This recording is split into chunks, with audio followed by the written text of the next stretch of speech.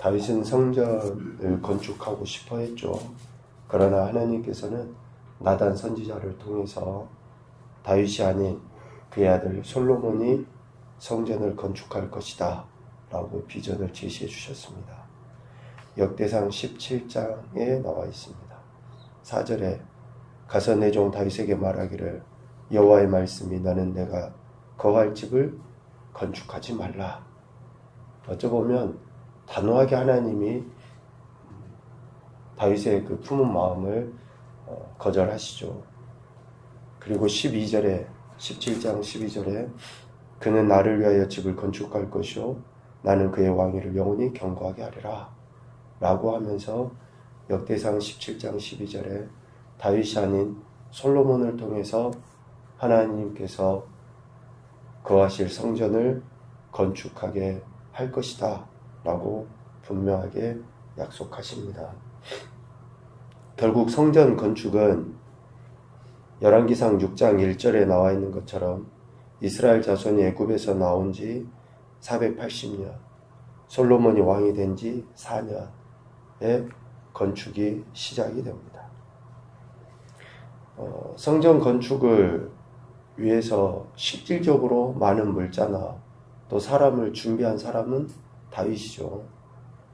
그리고 또 성전 건축을 실제적으로 이룬 사람은 솔로몬이에요. 그리고 성전의 기초를 닦은 사람은 역군들과 이스라엘 백성의 감독관들입니다.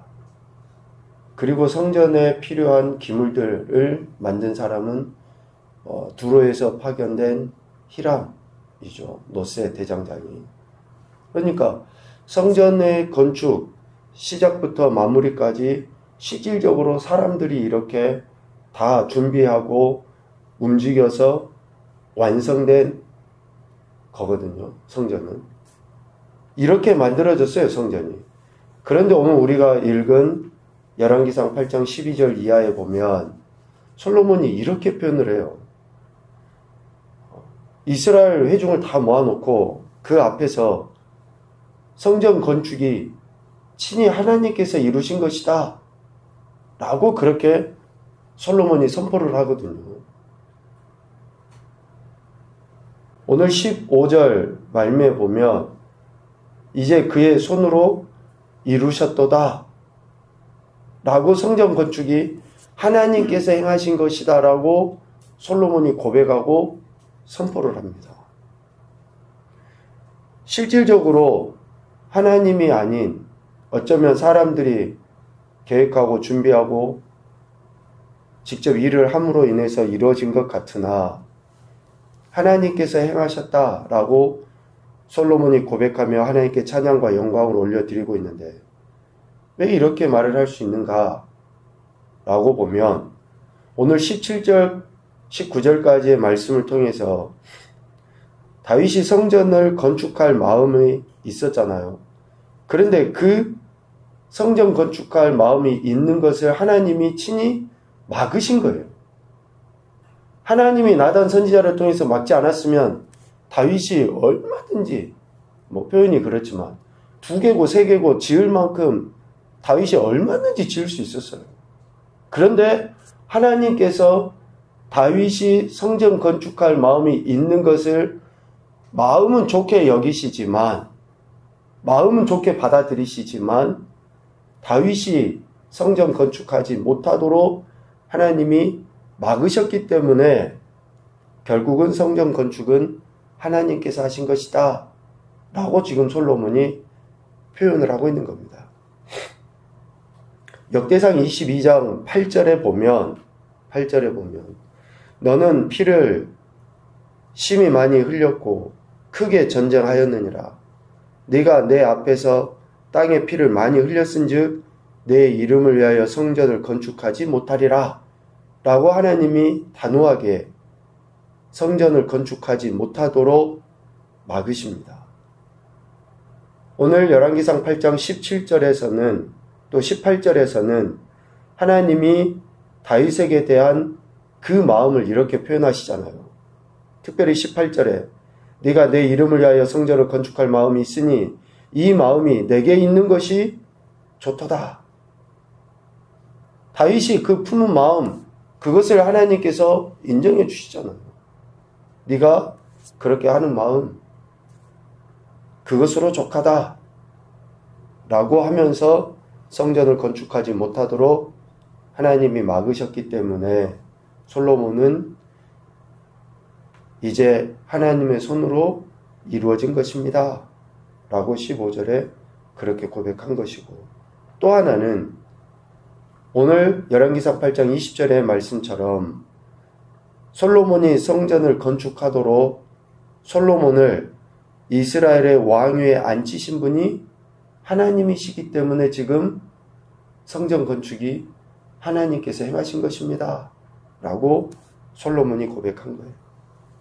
하나님은 다윗의 아들 솔로몬이 다윗을 이어서 이스라엘의 왕 위에 앉게 될 것을 약속하셨죠. 그리고 그 말씀대로 오늘 다윗의 아들 솔로몬이 왕이 된 거예요.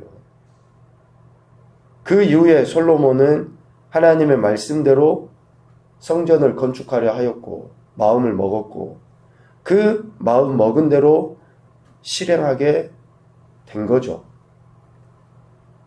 그러니까 하나님께서 왕위에 앉히셔서 왕이 되게 하셨고 왕이 된 솔로몬에게 건축할 마음을 하나님이 주시고 실질적으로 그 마음 먹은 대로 일을 진행하게 하신 분이 하나님이시다 라고 지금 솔로몬이 고백을 한 거예요. 그래서 솔로몬은 오늘 이스라엘의 온 회중 앞에서 자신을 드러낸 것도 아니고 자기의 아버지를 드러낸 것도 아니고 이렇게 성전 건축은 하나님께서 친히 하신 것이다 라고 이야기를 하는 거죠. 인간적으로 조금만 마음 잘못 먹으면 어떻습니까? 성전 건축에 대해서 물론 두로왕도 도와주고 이스라엘 백성들도 일에 적극적으로 참여하고 했죠. 그러나 조금만 마음 잘못 먹으면 자기의 영광으로, 자기 아버지의 영광으로, 자기 가문의 영광으로 삼을 수 있잖아요. 그런데 솔로몬은 그렇게 행하신 하나님을 송축하고 있습니다. 15절 왕이 이르되 이스라엘의 하나님 여호와를 송축할지로다. 이 모든 일을 이루신 이가 하나님이시다 라고 고백하며 하나님의 이름을 찬양하며 영광 올려드리고 있는 것이죠. 그래서 솔로몬은 하나님께서 행하신 그 모든 것들에 대해 하나님이 이루셨다 라고 고백하며 찬양과 영광을 하나님께 올려드린 것입니다. 빌립보서 2장 13절에 이런 말씀이 있습니다. 너희 안에서 행하시는 이는 하나님이시니 자기의 기쁘신 뜻을 위하여 너희에게 소원을 두고 행하게 하신다. 하나님께서 우리가 무엇인가 이룬 것 같고 우리가 뭔가 성취하고 또 내 이름을 나타낼 만한 성과를 거둔 것 같으나 결국은 하나님께서 하신 것이고요. 하나님께서 정말 보잘것도 없는 나를, 우리를 들어서 그런 일들을 이루신 것이죠. 그러므로 우리 인생은 하나님의 주권을 인정하고 그 뜻하심에 전적으로 순종하며 오직 그 하나님만을 높여드리는 감사와 찬양과 영광의 삶을 살아야 되는 거예요. 내가 했다라고 자랑할 인생이 어디 있겠습니까? 하나님이 도우시지 아니하시며 하나님이 은혜 베풀어 주지 아니하시면 어떻게 우리가 이 자리에 있을 수 있겠습니까? 첫 번째 교훈입니다. 하나님은 계획하신 모든 일을 반드시 이루시는 분이시다. 계획하신 모든 일을 하나님은 반드시 이루십니다.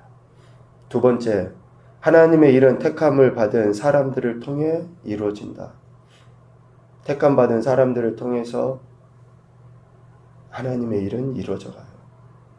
그래서 하나님의 택함받은 성도 어느 누구라 할지라도 우리는 그를 무시하거나 그를 외면하거나 판단하거나 비난하거나 정죄할 수 없습니다.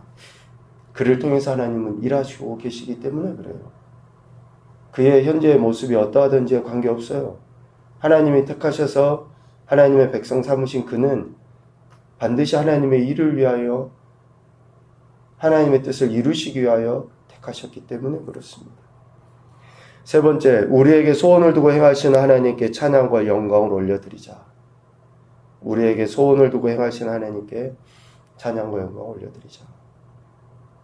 그래서 오늘 우리도 다시금 하나님 말씀에 귀를 기울이고 우리를 통해, 나를 통해 하나님이 그 말씀을 이루어 가실 것을 기대하며 말씀 앞에 겸손히 나아가는 것입니다.